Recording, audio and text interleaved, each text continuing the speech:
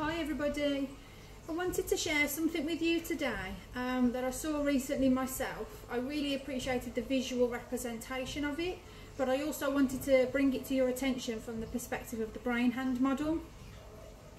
And so this clear glass of water here is a representation of a regulated brain. And our regulated brain, as we know from our brain-hand model, looks a bit like this. So our emotions and our thinking part of our brain are working together in cognition with our body. Our brain talks to our body and our body talks to our brain. This is our regulated brain, and this is represented by our glass today. Now, as we start to experience things in life, as we start to go through lots and lots of different things like trauma. Now, we talk about trauma quite a lot, which is why I'm saying that today.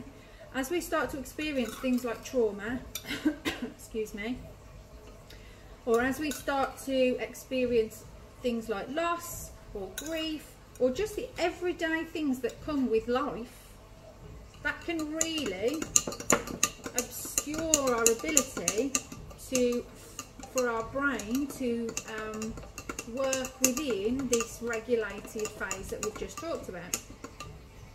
And it can be very difficult at this point to see clearly. And so this is a representation of how sometimes our brain can flip its lid. And sometimes our emotional part of our brain is not really connected with us either. And so sometimes we're functioning from here in our brainstem and in our body, which is our safety survival part of our brain. What can we do? Now, there are lots of things that you can do. So let's talk about some of the options. So what you can do is jump straight into processing. So you can spend the time to really try and process everything that you have gone through in the first instance. Taking the time to process something isn't necessarily a bad thing, but it's not necessarily the first and foremost thing that I would recommend that you do. And I say that because what happens at this point is we get a little bit of clarity. So this bit starts to clear up. We're suppressing what's up here and trying to stop it from coming up, and that normally looks like the you're okay, and then somebody says, are you all right, and then you're in floods of tears. Or if you're anything like I am, the smallest of things happen and it's like, that's it, everything's gone to pot now. So like I think previously I dropped a glass and it smashed, and it was like my brain at that point just went that was the final straw. That's very much a representation of what's happening here. So we can see somewhat clearly, but we're suppressing everything on the top. And what happens then is things like I'm going around the supermarket and there's a trigger, and then what happens is it all gets zhuzhed back up again. So if I use myself as an example, and that links Africa analogy that we talked about previously, if I'm in Tesco's and I get that smell, Lynx Africa, sets me off, that's it. I am very emotional. Sometimes I start feeling really, really sick. My heart is racing, I'm sweaty, I'm clammy, and I'm in the middle of what's going to be a not very nice anxiety attack. So what's happened is I've suppressed everything. I've got a sense of clarity, but then a trigger happens and all of that gets zhuzhed back up again.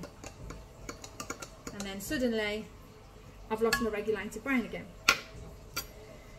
This isn't impactful because what's happening is our body and our brain are not connected, so they're not talking. But what you're trying to do is use your brain to stay regulated. So it's almost like my brain's working. If I got rid of this bit and I was just an arm, it's almost like my brain is working here and my body's working separately underneath me, because you're trying to get your brain to function from a capacity that you're not in. So you are here and you're trying to force your brain to function here. It's not impactful in the long run. It's completely exhausting, because what's actually happened is you're going from this to this, and then a trigger happens, so then this happens, but then you get a little bit of clarity after a while, so then this sort of happens, but then a trigger happens, and then you're back like this again. It's really, really exhausting, and it's really, really not impactful for you in the long run. So what else can we do? We can try and talk it away. we can try and get rid of it, remove it. I don't want it.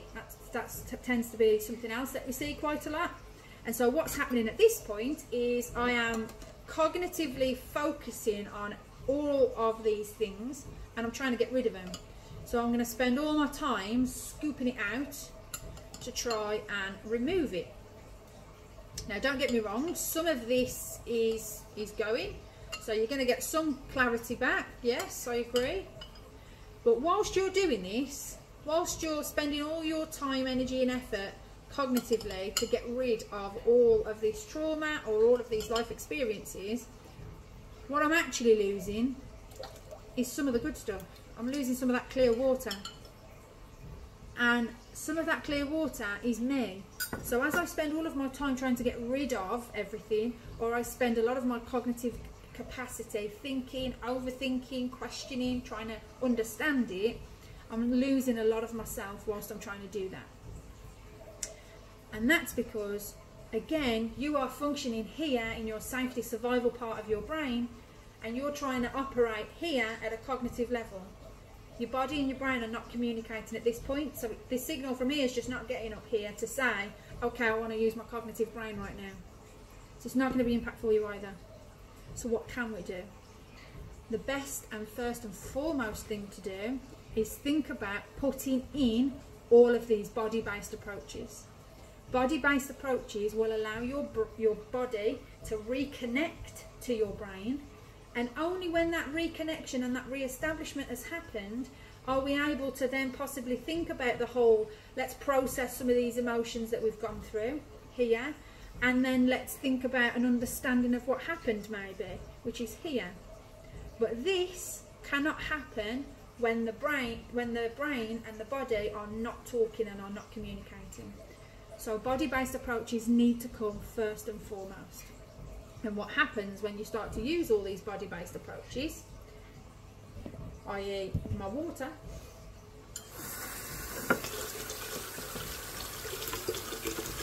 is over time, as you start to add in more of this good stuff, the body-based approaches, and you allow your body and your brain to reconnect, is we start to get a lot more clarity.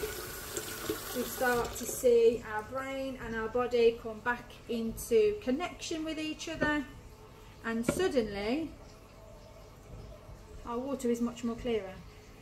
Now, I haven't got rid of everything.